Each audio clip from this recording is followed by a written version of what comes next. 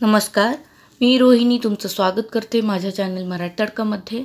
आज आपण मोड आलेल्या मटकीची सुकी भाजी बनवणार आहोत। तुम्ही याला मोडाची उसळ पण म्हणू शकता। खूपच चविष्ट लागते ही। तुम्ही ही अशीही खाल्ली तरीही चालेल किंवा पोळीसोबत जरी लावून खाल्ली तरीही खूप छान लागते। टिफिनलाही तुम्ही देऊ शकता। तर चला मग सुरू करूया। त्यासाठी इथे मी घेतलेले आहेत एक मोठी वाटी मोड आलेले मटकी आहे। हे बघा, हे मोड मी घरी आणलेले आहेत। त्यासोबत 2 कांदे घेतलेले आहेत आणि 1 टोमॅटो बारीक कट करून घेतलेला आहे। कांदे थोडेसे जास्त घ्यायचे म्हणजे छान लागतात। तर गॅसवर कढई ठेवली आणि त्यामध्ये 2 ते 3 चमचे तेल घालते। तेलाला छान गरम करून घ्यायचं आहे।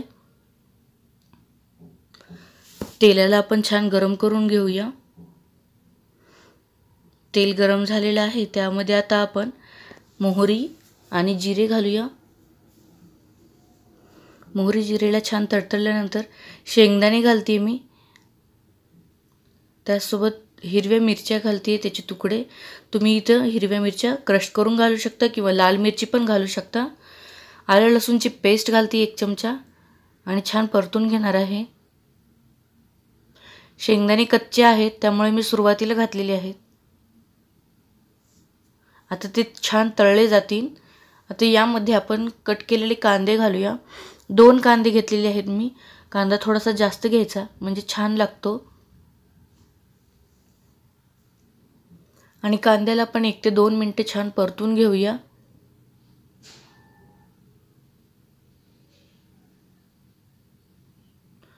तर कांदा आपला परतलेला आहे। आता यामध्ये आपण टोमॅटो घालूया आणि टोमॅटो घालून ही छान परतून घ्यायचं टोमॅटो सॉफ्ट होईपर्यंत।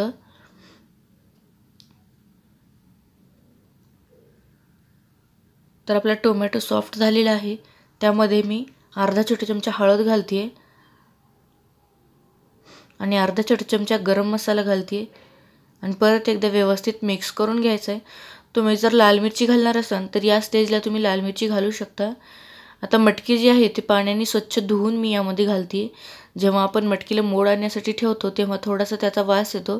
तर तुम्ही अशा प्रकारे धुवून पाण्यामध्ये धुवून मग उसळ केली तर त्याचा वास बिलकुल येत नाही। तर आता याला छान मिक्स करून घेऊया। आपण या उसळमध्ये बिलकुल पाणी ॲड करणार नाही आहोत।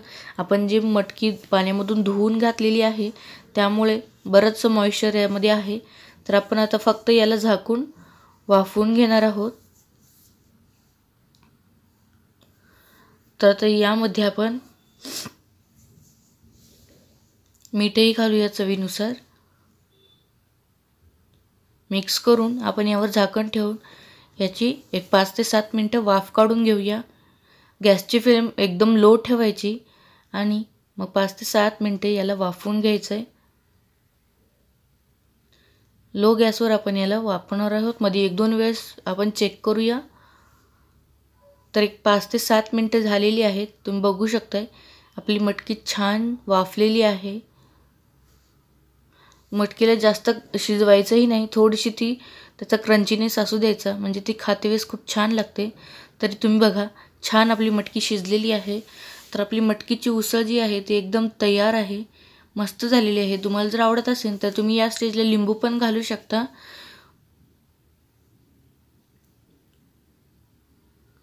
तर आपली ही मटकीची उसळ एकदम तयार आहे। फक्त 5 ते 7 मिनिटात तयार होते आणि तितकीच चविष्टही आहे, पौष्टिकही आहे। नक्की करून बघा।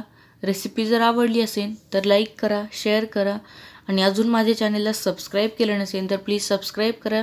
बाजूला जे बेल आयकॉन आहे तेही क्लिक करा म्हणजे नवीन व्हिडिओचे नोटिफिकेशन तुम्हाला रेग्युलर मिळतील आणि असाच माझ्या चॅनलला सपोर्ट करत राहा। पुन्हा भेटूया नवीन एका व्हिडिओसोबत। धन्यवाद।